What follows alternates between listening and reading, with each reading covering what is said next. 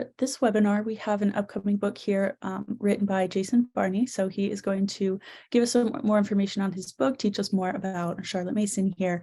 Well, first, what we'll do is I'll introduce him a little bit and a little bit more about his book. And then while he is speaking, there is a Q&A box here at the bottom, and you'll see there's both a Q&A box and a chat box.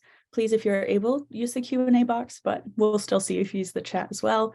And then, so what we'll do then is at the conclusion of his talk, we'll answer a few questions here.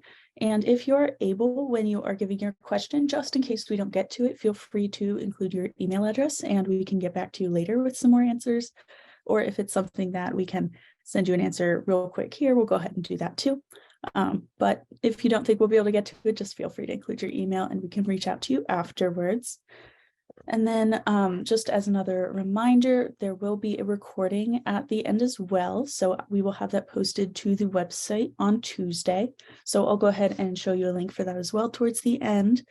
But yeah, so some more about Jason here. Jason Barney holds a bachelor's in ancient languages and English and a master's in biblical exegesis from Wheaton College. And he also received the Tenney Award in New Testament Studies. He is the principal of Coram Deo Academy in Carmel, Indiana. And also, including his administrative abilities, Jason has taught students in 3rd through 12th grade from Latin, humanities, and math and science, as well as senior theses.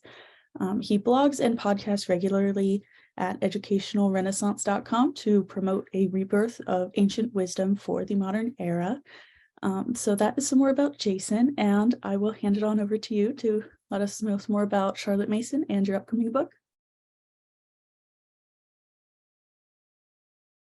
Great. Thank you so much, Megan. I appreciate that. I'm so excited for the opportunity to share with you all who are here with me today. I've got a few slides here from Classical Academic Press on the book. Just a reminder here that at this point, we are in June 16th, so you can pre-order the book, Charlotte Mason, A Liberal Education for All, which is in the Giants in the History of Education series. And I am just thrilled and honored to have been able to, write this book and share with our classical education movement a little bit more about Charlotte Mason. It was a privilege to do some good research on her in order to get this book out, because I think there's a lot of interest in Charlotte Mason these days. There hasn't always, I'd say, among classical educators,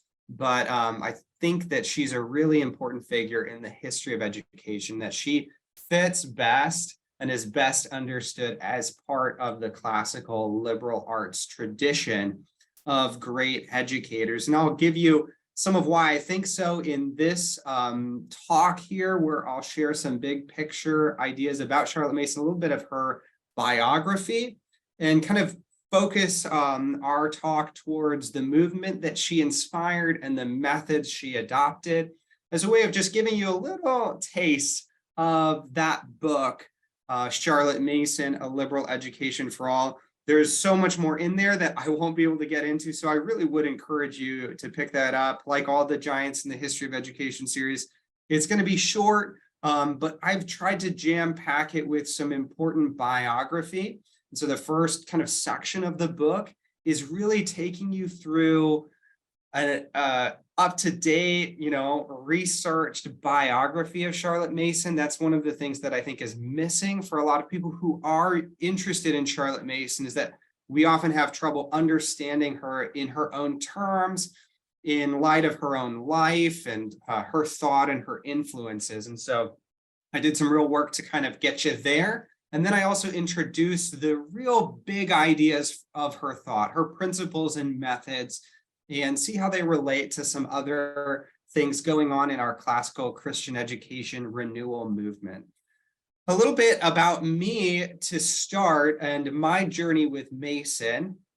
Charlotte Mason is not new to me. In fact, I learned really and kind of dove into classical education at the same time that I was exposed to Charlotte Mason in particular. And this was through a small growing classical Christian school in Wheaton area where I graduated from my undergrad, and my kind of first job coming out as a teacher of my college experience was at a small growing classical Christian school that was also influenced by Charlotte Mason's philosophy. So I remember going to visit and sitting in on this combined 4th and 5th grade class. And the students were reading the book of Jeremiah, which kind of floored me to begin with.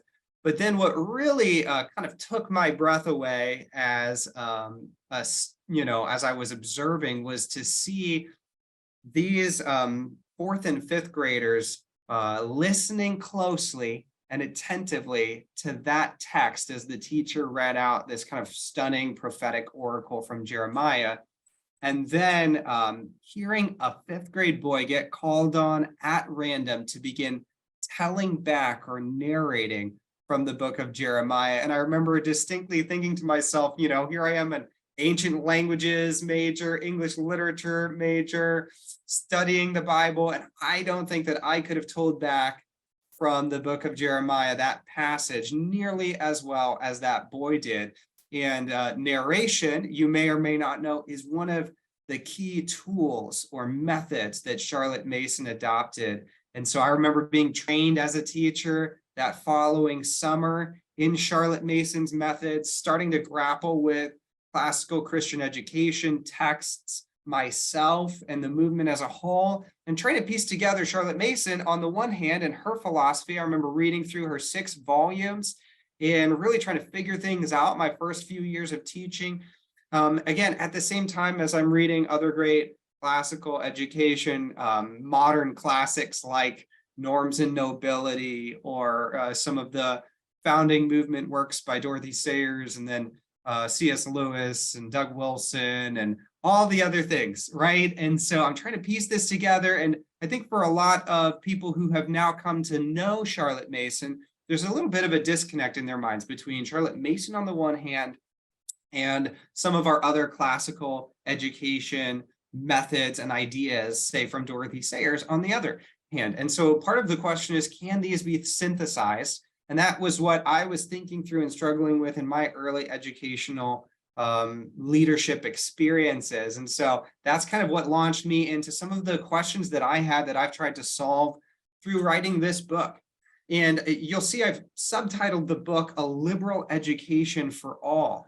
And for me, this helps give an answer to that question, that in fact, Charlotte Mason really and clearly did endorse this liberal arts tradition of education, this liberal education. And that's through actually a movement that she and her kind of followers within the Parents National Education movement adopted, called A Liberal Education for All. So I'm going to tell you a little bit of her story and kind of get us there. And hopefully you can see in big picture the relevance for us as classical educators is that I think Charlotte Mason is a really important voice that we should listen to. And especially because she comes at that kind of turn of the modern era where a lot of things are changing in education, where progressive education is really coming into its own. And she has a very interesting way of interacting with both the new educationists of her day and of the previous century, as well as then decisively reaching back to the liberal education tradition. So we'll see that today as we look again at the methods she adopted, as well as the movement that she inspired. Feel free, as we're going, if you have a question that comes up, feel free to put it in the chat box and we'll kind of store those up for later. All right, so first I want to start with this idea, this liberal education for all movement that occurred near the end of Charlotte Mason's long life in the early 1900s is, I think, phrased by her in terms of a classical kind of reawakening to knowledge. So she writes in this preface to her 6th and final volume in her series, which is often called the home education series, though she writes about school education, studies in character, kind of human psychology, and how a person grows in this kind of kingdom of man soul ideology. Her final volume, Towards a Philosophy of Education, is kind of her last definitive statement. And it's after this liberal education for all movement. And so she writes about that 8 years ago, the soul of a class of children in a mining village school awoke simultaneously at this magic touch of knowledge and has remained awake. And so when we approach Mason, one of the first things that you recognize is her strong stance against much that's going on in education in her day. The movement of kind of utilitarianism or pragmatism, this sense that we should try and make sure that school is useful, that it prepares students for what they're going to do in life, as opposed to, studying maybe Latin and math and, the literature that's not necessarily going to be useful. Charlotte Mason really lines up on this liberal education side, this general knowledge, this love of knowledge and beauty for its own sake. She calls knowledge this kind of magic touch that's going to awaken souls. And you can hear in that I guess they'd say Renaissance vision of education. She goes on to talk about how we know that religion can awaken souls, that love makes a new man, and that the call of a vocation may do it. And in the age of the Renaissance, men's souls, the general soul, awoke to knowledge. Hear her there hearkening back to the Renaissance and that kind of general Christian humanist tradition of awakening souls to the wonder of knowledge. She keeps going, but this appeal rarely reaches the modern soul. And of course, it's important to note there that clearly, for those who try to align Mason with modernist education, they've got some real obstacles to doing so here. And so she goes on, notwithstanding the pleasantness attending lessons and marks. When she uses the term marks, she means what we call grades in all our schools. I believe the ardor for knowledge in the children of this mining village is a phenomenon that indicates new possibilities. Already, many thousands of the children of the empire had experienced this intellectual conversion, but they were the children of educated persons.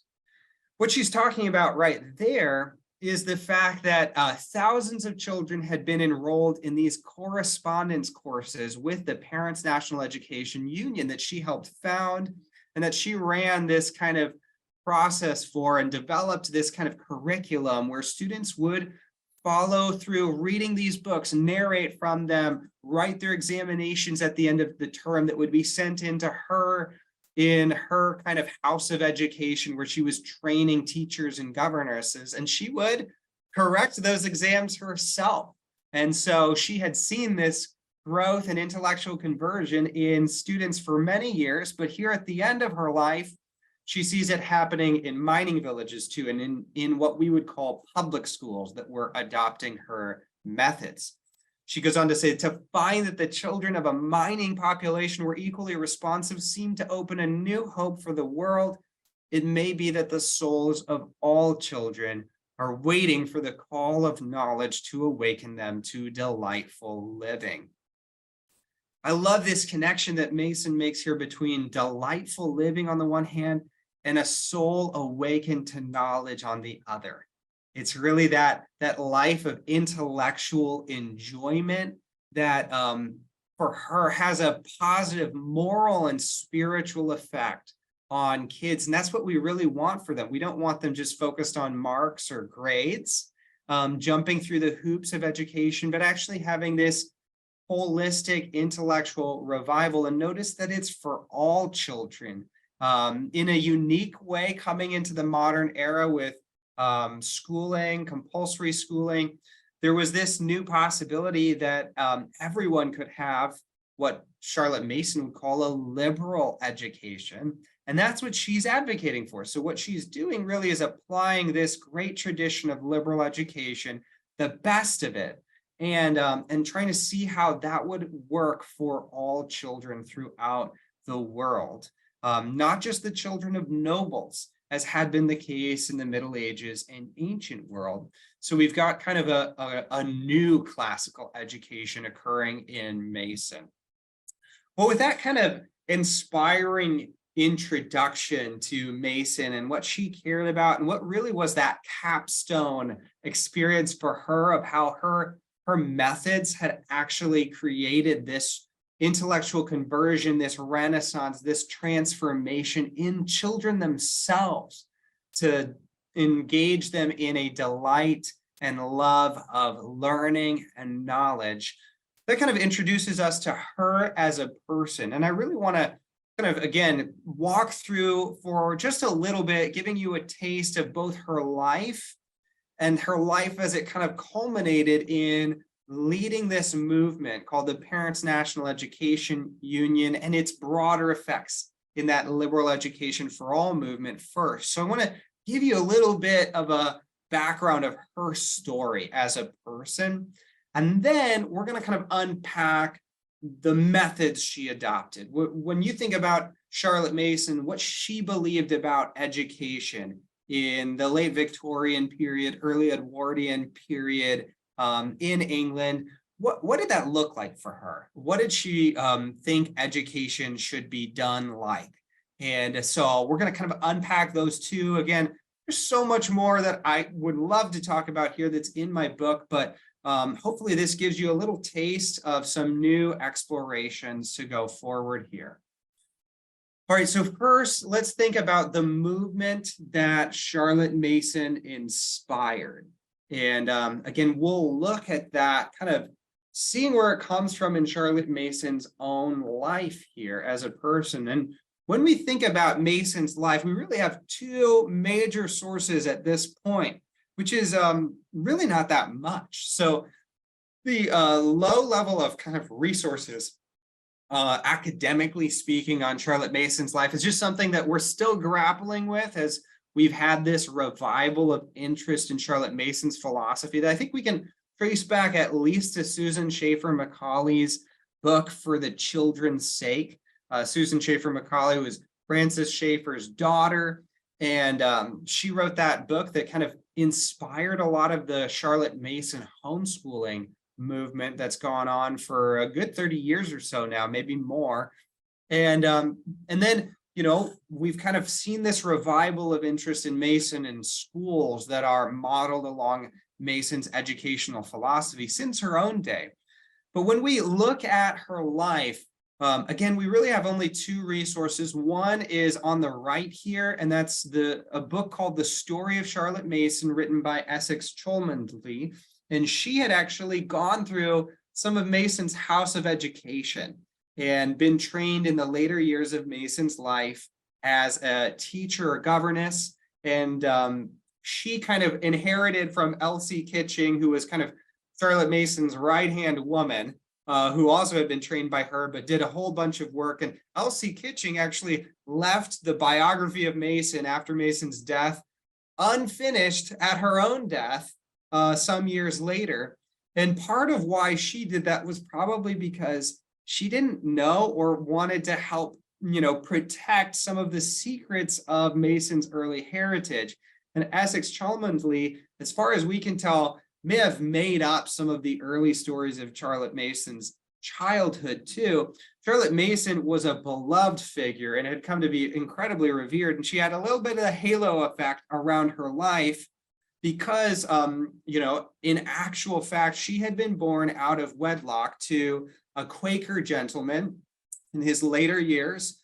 He later married Charlotte Mason's mother, whose name was Maria, and she was a Roman Catholic young lady.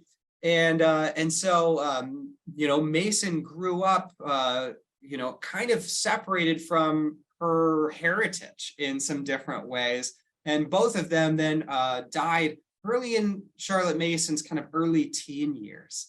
And so she was sort of left alone in the world pretty early on. And you can understand why in Charlotte Mason's kind of late Victorian world, growing up the daughter of, a Quaker gentleman who kind of was estranged from Quakers because of marrying Charlotte Mason's mother, who was Roman Catholic. And, she kind of went into this world, and her class might have been a challenge for her with that kind of background for her. So she really didn't tell many people about that and didn't make a big deal out of it, which again, I think we can understand in a day when class mattered, and some of those background things would have really affected her potential leadership of eventually upper class families through the Parents National Education Union. So she had experiences, that led her into teaching. She was what was called a pupil teacher in Birkenhead, and she was able, after some years of being that pupil teacher, student teacher, to obtain a Queen's Scholarship, second level, to the Home and Colonial Training College, which had been founded a generation earlier. It was influenced by a great Christian kind of new educationist educator called Pestalozzi, as well as some good kind of Christian moral sensibilities. And that was really a kind of important place for her to get her initial training as a teacher, really being trained to teach younger children mostly. But here, I think she really learned her love of educational philosophy and history. After she left, which was just a year in, she wasn't able to fully complete her time there, partly because of overwork. She struggled with illness and kind of getting to burnout, we might call it, phase throughout her life at periodic times. But she was really inspired by one of her teachers, Mr. Dunning, at the Home and Colonial Training College. And she wrote a letter to one of her friends at the time, talking about how she found a placement through his help at this infantine school of Worthing. And she was the mistress there. It's quite a large school with more than 150 children in one large room, we know. And so if you think you have it bad as a teacher or home educator in terms of a big class size, she had it even more so. She had a couple pupil teachers to help her. But she did amazing work with for 10 years with quite a challenging situation, I think we would say. But here in this quote, you could see her talking about the history of education and that being a vibrant interest for her as education kind of progresses and changes throughout time. After spending about 10 years there as kind of a headmistress or head teacher at that school, she ended up finding after kind of taking some time off and staying with friends and traveling the European continent a little bit, she found her way to the Bishop Otter College, where she moved up a class level in a sense and was able to be the, I guess we might say, professor for young ladies who were of higher class and were looking to become a governess of some kind to those of a higher class. So she joined the Bishop Otter College and was able to lecture there for several years before, again, taking some time off and reassessing things, and then kind of landing with some friends and starting to write some geography readers. And then through a kind of set of circumstances, she actually gave lectures that turned into her first book, Home Education, to a whole bunch of families in Bradford area. And this kind of launched a parents' educational union in Bradford that eventually spread to London and to many other cities and became the Parents' National Educational Union.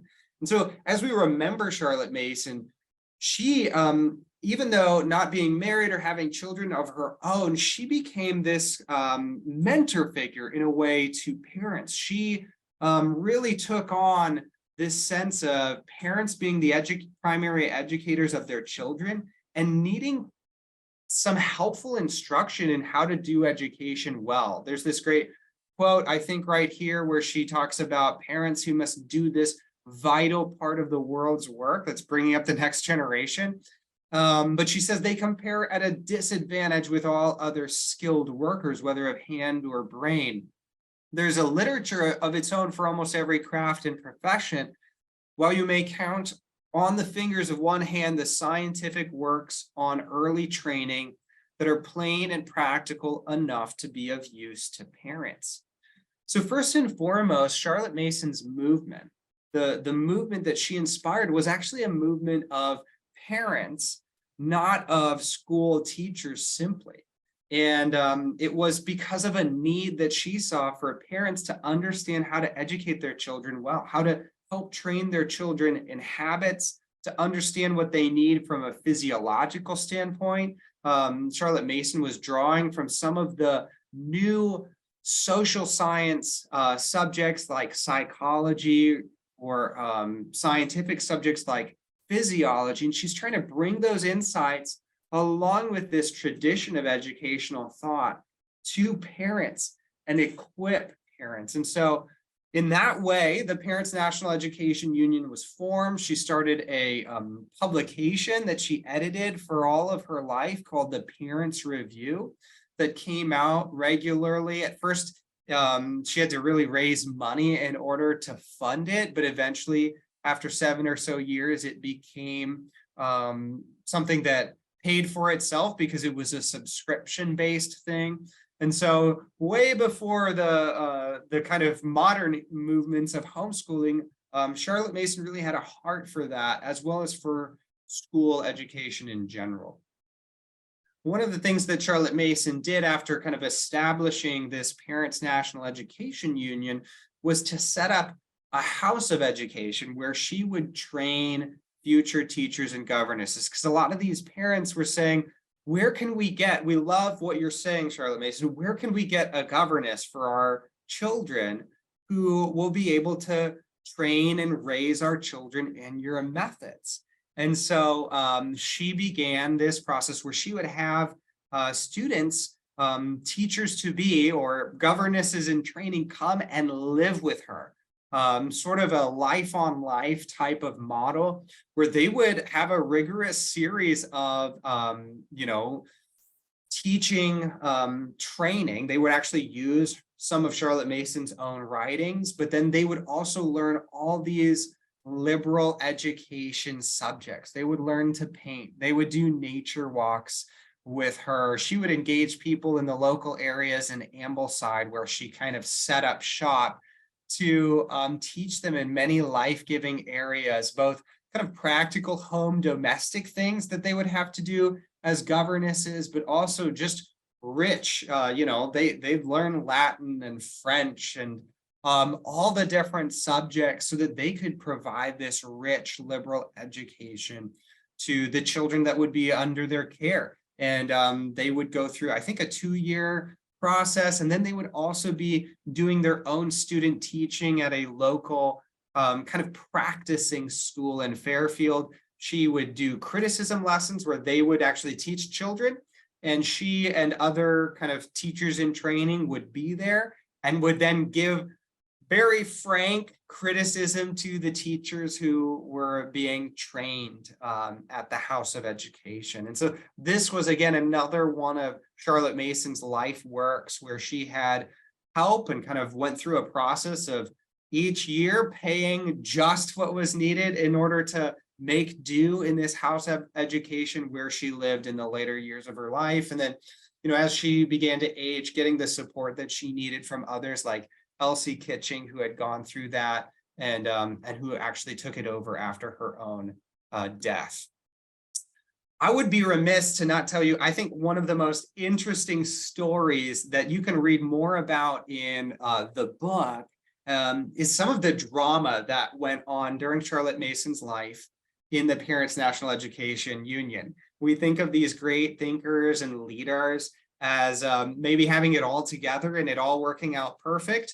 And I think the identity crisis that the Parents National Education Union went through is a really interesting moment for Charlotte Mason as an educational thinker that, again, I think points her in the direction of classical liberal arts tradition education as opposed to new modernist progressive education. And the reason for it is that as Mason started the Parents National Education Union, she actually did so in a way that was pretty general. So the Constitution itself that was written kind of endorsed spiritual or religious kind of Christian training specifically, which isn't surprising in her Anglican-dominated world. The things that it explicitly endorsed was a sense of habit training that education should be for character, and that teaching and parents should train students in habits of all types, which is another really important conception for Mason. But other than that, it didn't really give many specifics of detail in terms of the philosophy that would govern the Parents National Education Union. And in a world where, Friedrich Froebel and kind of new kindergarten playway methods were coming to the fore, there was engagement with John Locke's kind of thinking about education from the previous century. Herbert Spencer was one of the kind of most popular public philosophers of that day in England, that she specifically mentioned in her first book, Home Education. And he had some, interesting ideas. He was actually a kind of Darwinian explicitly, and not a believer, not a Christian. And so she was sort of walking a tightrope, I would say, between the new educationists and this interest in early childhood and what we might call some of the aspects of kind of progressive education, and traditional conceptions like habit training and trying to train your children for their morals, for their character. And so that kind of was sown into the seeds of the Parents National Education Union. And after she had been doing the House of Education for some time, she again came to a kind of burnout mode after several years and needed to take some time away. She ended up going to the continent, spending some time in Florence, Italy, and getting incredibly inspired, as it turns out, by visiting the Spanish chapel of Santa Maria Novella in Florence, Italy, which you can see a picture of the kind of fresco in the background there. She would later write about this in her book, School Education, in a section called The Great Recognition. Actually, it's in Parents and Children, not School Education, which is the second volume. This great recognition that the Holy Spirit is the educator of mankind. So she has this inspiring experience while she's away for several months. But while she's away, little did she know that this kind of member and leader in the Parents National Education Union, especially the London branch, Lady Isabel Margison, is kind of taking engaged in a little bit of a hostile takeover of the Parents National Education Union. And so what Lady Isabel Margison is on about is that she is all for the new educationists. She kind of worships Froebel and thinks he has the last word on education. You might have heard of Froebel's gifts, sometimes used in the kindergarten type experience. But she has a pretty strong positive view of all the new educationists, and she's trying to push through explicit adoption of these new educationists like Spencer, like Locke, like Froebel in the Parents National Education Union. And again, Mason had mentioned them positively in her book, Home Education, something she would later come to regret, and she excised the positive endorsement of those figures actually in later versions of her book, Home Education. Kind of a little fun fact for you there. But what Lady Isabel is actually doing is she kind of works some magic to change how things are going to be set up so that the London branch of the PNEU would have more power, and the Bradford supporters of Mason that kind of had been there when she started things out would be a little bit disenfranchised because they couldn't appear in person as often. And so this is all kind of moving to a head as Charlotte Mason comes back home to Ambleside. She sort of hears about it, and kind of goes into, I think, I wouldn't say attack mode, but like kind of political maneuvering a little bit. It's great. We've got this wonderful letter from Mason to a friend who's kind of on the executive committee in London. Charlotte Mason herself isn't on the executive committee, but she's got some loyal supporters in there. One new that comes on is Henrietta Franklin as well. But she writes this letter after having hosted Isabel Margeson and one of Isabel Margeson's friends or followers at her home in Ambleside. And she really does a great job of just kind of painting Isabel Margeson as this kind of rushed innovator who laughably worships Froebel.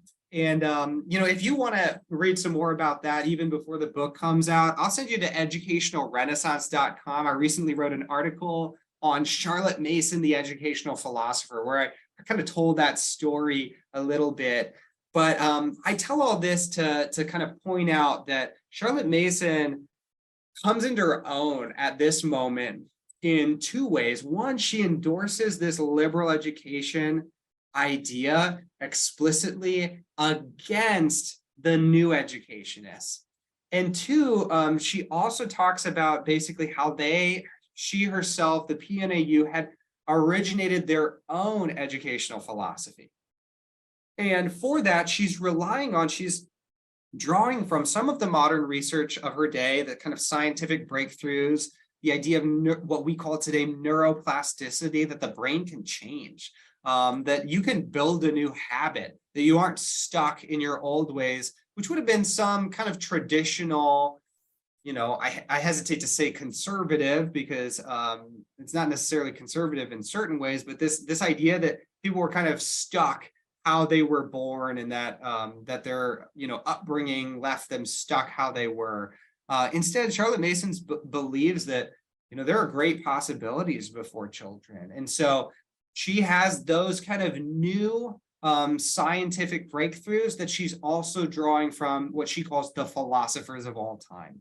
So I think that really helps place Mason on the map in terms of her educational philosophy.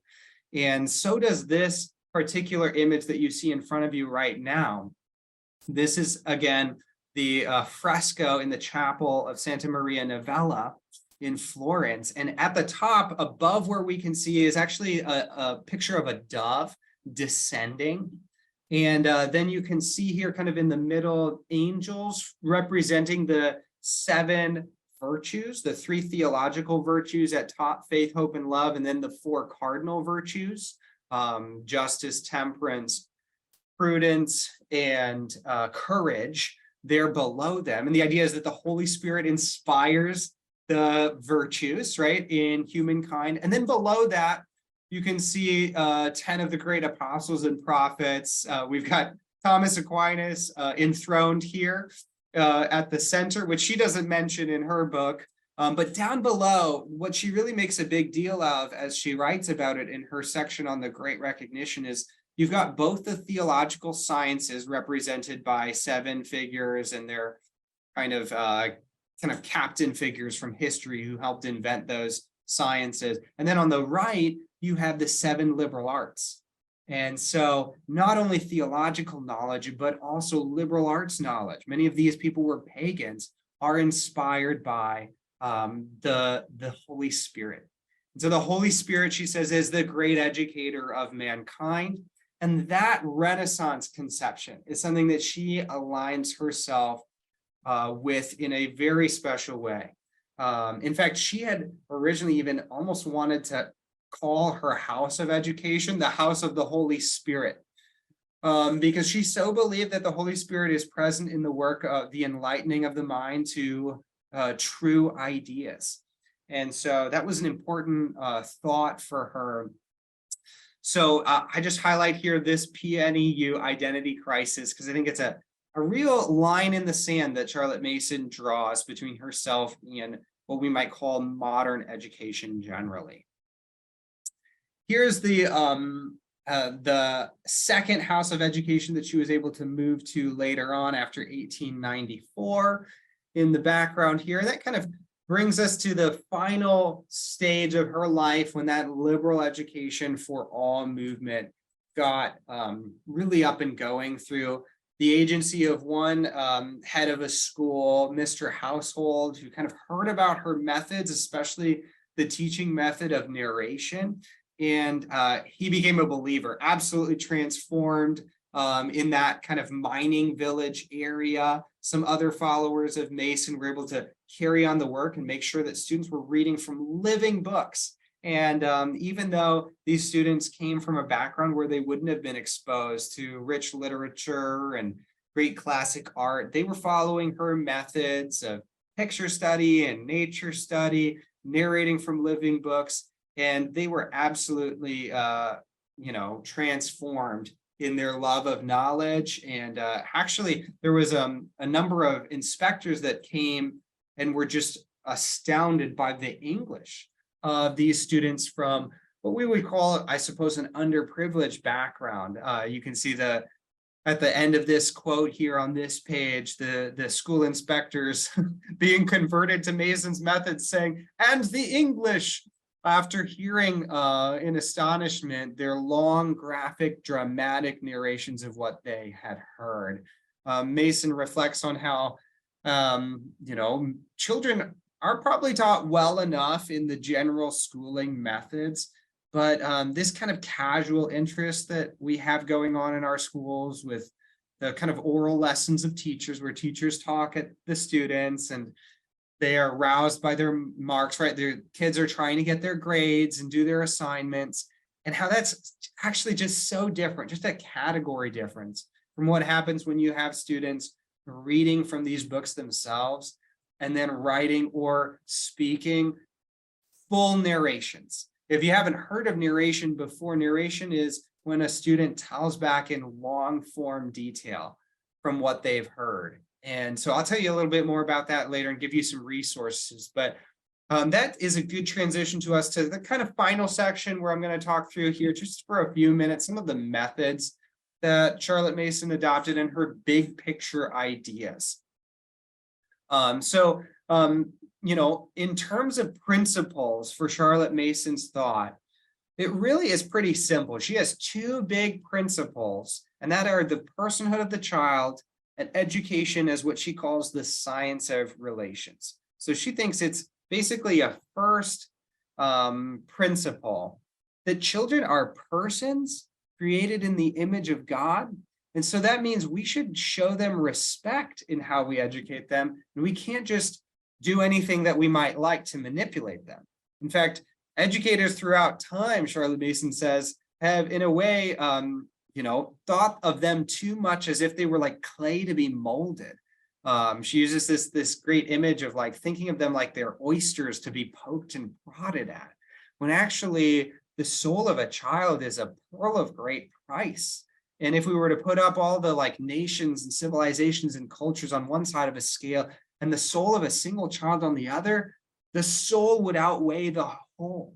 And so if you don't get that, everything else is going to go wrong in how you think about education.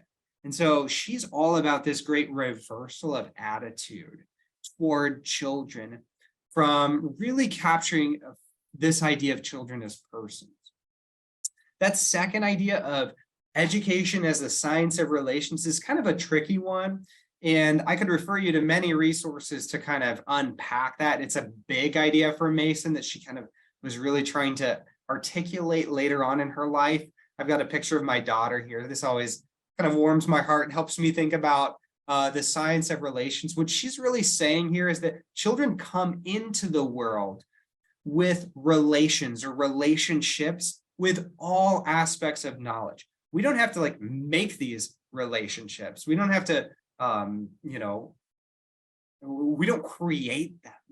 Children already have a relationship with every area of knowledge and with everything in the world. And she uses this kind of Christian language of inheritance, that they're going to they have an inheritance of the knowledge of everything that's available to them. And what we need to do as educators is actually make valid those natural relationships that they have, those inborn affinities. She draws from a William Wordsworth poem to talk about this idea that children already have these relationships with every area of knowledge. So we can't just like pick and choose what to assign them or to prepare them for this or that calling in the future. They actually deserve to know all of knowledge and to get valid relationships with all areas of life.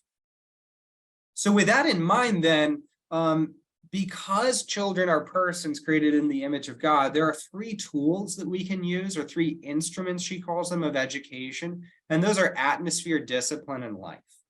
When Charlotte Mason's talking about atmosphere, she really means like that children have this atmosphere that's going to influence them. It's a natural atmosphere of home life, but also you might say the air we breathe. A way of thinking about this is the culture that they grow up in. And one of the things that Charlotte Mason is emphatic to make sure that we get is that we don't, I guess, isolate children in a sort of childlike atmosphere, that we don't overly curate things for them as if that's going to just work its magic on them from the outside in.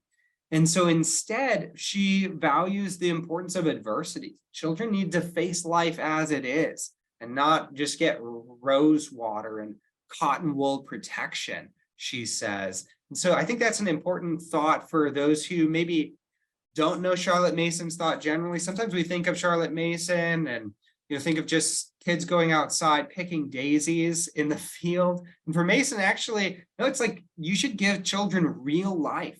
They should have to struggle. They should encounter the world as it is to a certain extent, with our guidance to help them grow and develop. Another important instrument of education is discipline, or the power of habit to develop a student. And for these, she means habits of thought or habits of mind, as well as kind of habits of character and the practical details of life.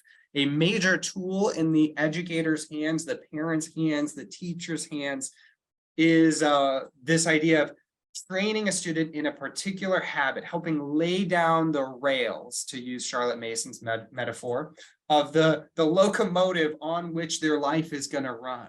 And so if you lay down the rails right, they learn to shut the door after them, to say, courtesies, say please and thank you, but also to attend fully with interest to the book that they're reading, knowing that they're going to have to tell it back right after. All of these things for Charlotte Mason are habits.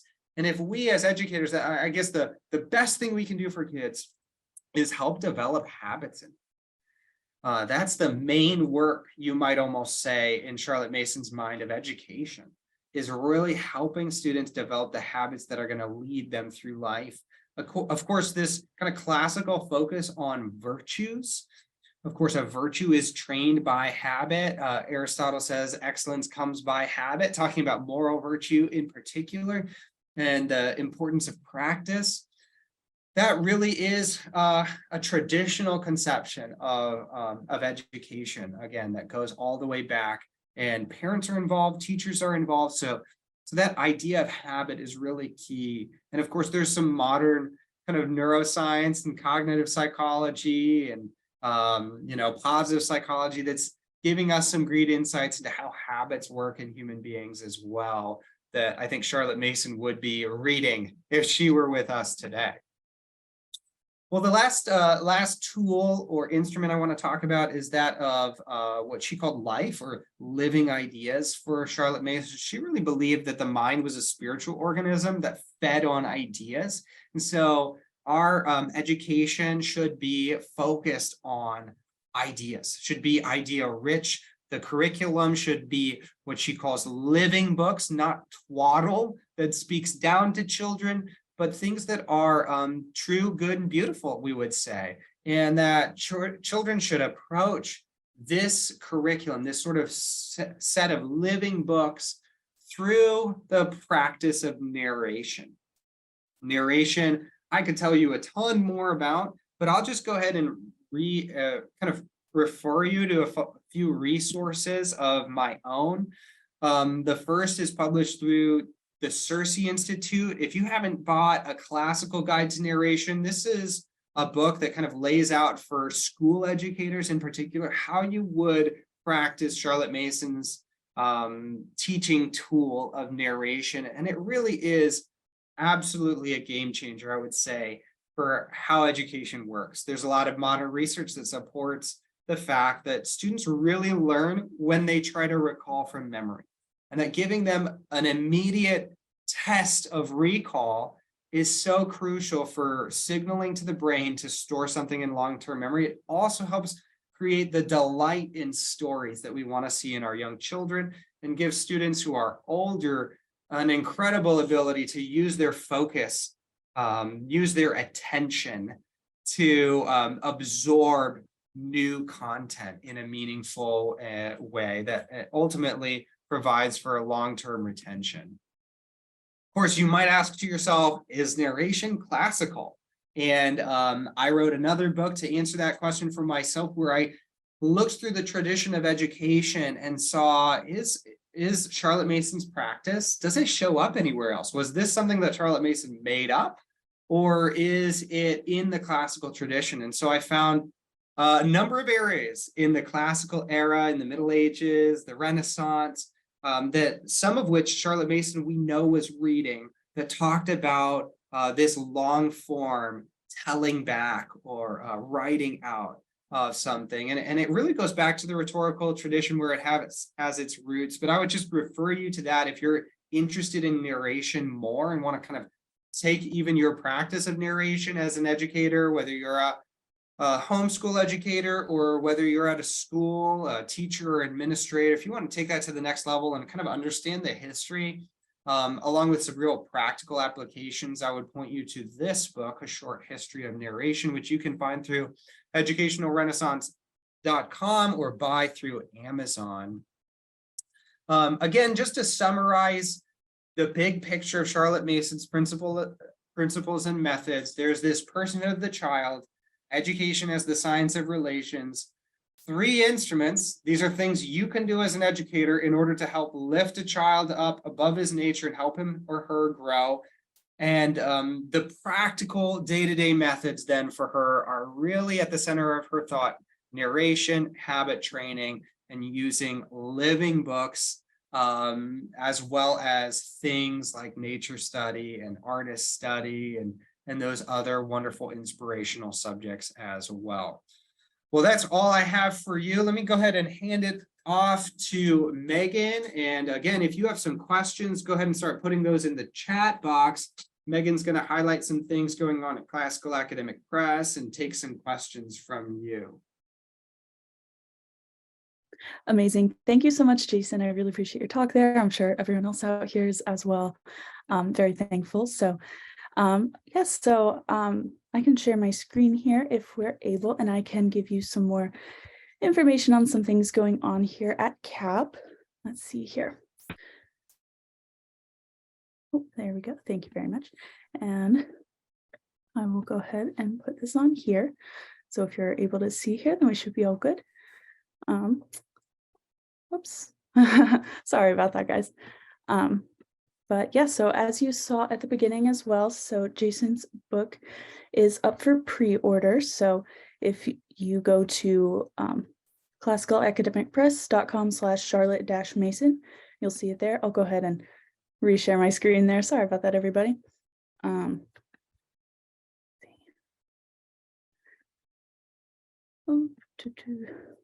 There we go. Sorry. Slides will show up in a moment. Sorry about that. Either way. Jason, do you actually have those up there at the, I believe you had them as well. For some reason, mine aren't working. Yep. But if you'd be able, thank you so much. Happy to. Thank you so much. You can access at the link there, and there's a 20% discount on monographs as well. So it will be automatically applied. So go ahead and pre-order there. I'll be there at the start. There you go. Thank you. And so that goes from right now until June 23rd. So that's I believe a week from today. So you can pre-order there, 20% off. And then if you'd be able to hop to the next one there. And then we have some other things that if you are interested in reading about Charlotte Mason, these might be good for supplementary material. So the first is a book called Festive School by Nathan Carr. So it's talking about restoring joy in school. And so we will also be having a webinar about that later on this summer, which you can find in the same link that you'll find the recording for this webinar. And I will go ahead and email all of you that link as well. And then just the next 2 slides here also highlight some other things you'll be interested in with CAP. So Classical U has a lot of professional development for teachers. So whether you're a home educator or at schools, it will have more information on just things you might be interested in with teaching specific topics or the history of education in general. So feel free to go to classicalu.com there at the bottom. And I'll highlight just on that note too, Megan, that there are 2 courses that I did on there. One of them is on narration and implementing narration at a school. So there's Classical Guide to Narration course on Classical U there. And I did a course sometime back on Charlotte Mason, A Liberal Education for All. It has the same title as the book that's coming out, but it gives an overview of Charlotte Mason's life and philosophy as well. So if you want that kind of approach where you can go through a series of different lectures and kind of work through some great discussion questions, that's another resource for you to go deeper in Mason's philosophy in addition to the book itself. Yes, perfect. Thank you very much. Yes, so you can also find more from Jason there and on Charlotte Mason. And then the last one here is School Academy. We have online courses for and also tutoring as well for any students looking to learn some more classically. So we have enrollment open for the fall 23 courses. If you're interested, you can go to schoolacademy.com.